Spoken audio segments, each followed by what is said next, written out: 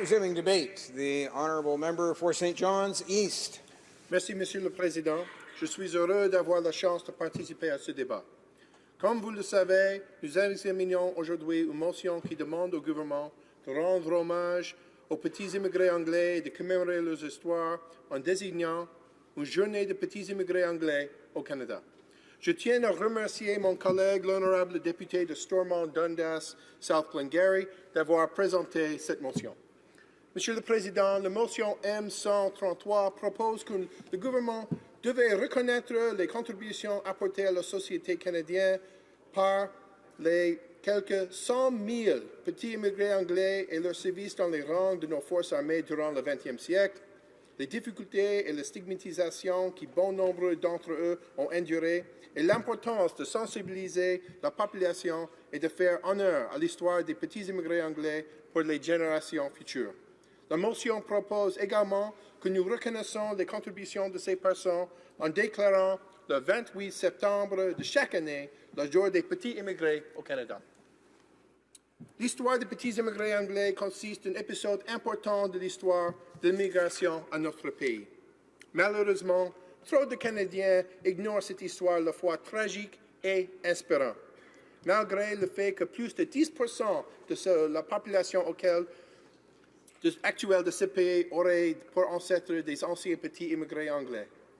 Monsieur le Président, pendant une période de presque 8 décennies, qui a débuté à la fin des années 1860 et qui terminait à la fin des années 1940, les organisations philanthropiques et religieuses britanniques ont envoyé au Canada à peu près 100 000 enfants britanniques âgés pour la plupart de moins de 14 ans. De plus, 50 000 autres enfants ont été envoyés d'ailleurs dans le Royaume britannique. Dans le cadre de ce qu'on appelle un régime d'immigration pour enfants, les garçons britanniques venaient au Canada pour y travailler en tant que travailleurs agricoles et les filles en tant que domestiques. Étant donné qu'ils travaillaient souvent dans les lieux non supervisés et dans des conditions exécrables et étaient vulnérables à la négligence, à l'exploitation et au mauvais traitement. Monsieur le Président, l'immigration a incontestablement façonné la force économique du Canada, notre société et presque tous les aspects de l'histoire de notre pays. En grande partie, l'immigration a été force positive. L'audio ne fonctionne pas.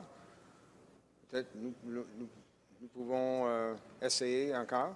C'est fonctionné? OK. C'est peut-être que j'ai mal prononcé un des mots, Monsieur le Président. Honorable député de St. John's East. Monsieur le Président, l'immigration a inconsolablement façonné la force économique du Canada, notre société et presque tous les aspects de l'histoire de notre pays. En grande partie, l'immigration a été une force positive. Grâce à elle, notre pays est plus prospère, plus diversifié, des familles sont réunifiées et une protection peut être offerte à des générations de personnes fuyant la persécution partout dans le monde. Cela étant dit, nous devons reconnaître que l'histoire de l'immigration compte de tristes épisodes et que certaines politiques et pratiques ont causé beaucoup de douleur et de bouleversements dans la vie de nombreuses personnes. Il nous incombe de toujours souvenir que ces tristes épisodes, d'apprendre de nos erreurs et de nous engager collectivement à ne jamais les répéter. And that is why the motion we are debating today is so important. Many British home children demonstrated great bravery and perseverance and went on to overcome the great adversity they faced to build productive lives for themselves and their descendants here in Canada. For example, 10,000 former British home children fought for Canada a century ago in the First World War. These included Claude Joseph Patrick Nunney, who received the Distinguished Conduct Medal, the Military Medal, and the Victoria Cross for his service in battle. And as I mentioned, millions of Canadians today can trace their ancestries back to the former home children, so their imprint on the history of our country and on Canada today is immense. Mr. Speaker, this government recognizes the great sacrifices that were made by the home children and the great courage that many of them displayed to overcome their horrific experience. And I would just like to say that some of the stories we heard today are incredibly moving.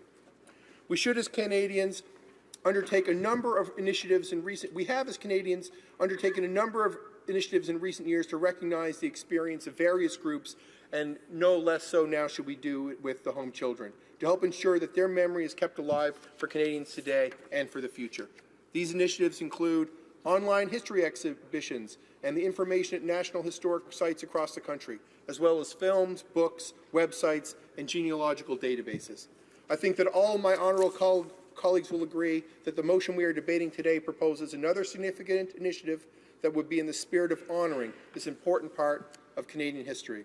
En effet, la contribution des petits immigrés anglais mérite encore d'être soulignée et reconnue par les Canadiens. Merci, Monsieur le Président.